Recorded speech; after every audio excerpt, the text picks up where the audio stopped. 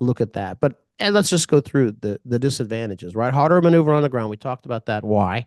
Then the backseat person can't see very well on the ground. So a lot of times in my Citabria, depending on the size of the individual, I couldn't see anything. I just see head, big old shoulders, right? The whole width that took the entire left right. I can't see any instruments.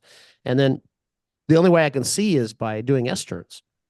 So I do an S turn. Oh, I can see now through the side window and go back, do another S turn the other way, do the S turn. So you can S turn.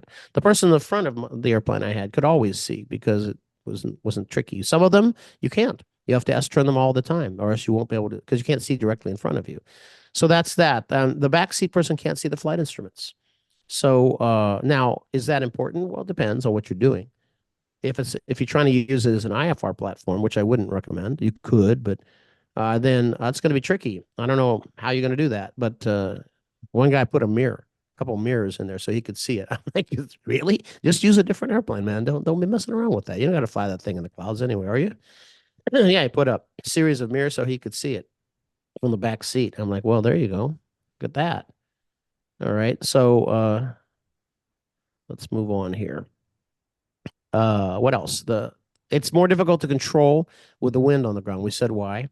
And there's a potential of something called a ground loop. So I'll tell you what a ground loop is here in a little bit. Basically, it's upon landing when the tail wants to go to the front of where the front of the airplane is, right? That's not a good thing. And they go around a couple times, and sometimes it's okay, and other times they, we have to have some repairs done. There's that. There's left turning tendencies on takeoff. We know that, but there's an additional one you get for free with the tailwheel airplane. That's gyroscopic precession. So let's review that for a second. There are 4 left turning tendencies, 3 for sure that happen in nose wheel airplanes, and there's another one which could happen. It could be a left turning tendency or it could be a right turning tendency. Let's talk about it. So the first one is torque. So because the airplane's propeller is rotating to the right, the torque effect is to roll to the left. And on the ground, it pushes down on the tire, on the left tire, causes more friction, so it causes a left turning tendency. The other is a slipstream. So the spiraling slipstream from the propeller goes around the fuselage, hits the left tail, and so that way. So the stronger the engine, the stronger the propeller, the prop wash, then the more of that you're going to get.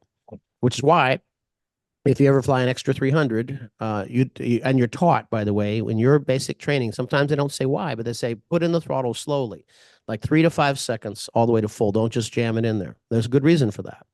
The reason for that is because if you do that in extra 300, all that prop wash will do 2 things. It'll hit the tail and cause it to swerve to the left right away, and it will also cause the tail to rise and could have a prop strike.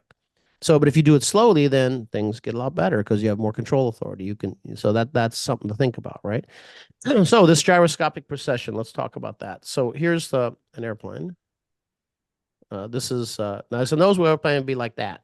So let's put this is my phone, but anyway, so here's the nose wheel here, 2 main tires.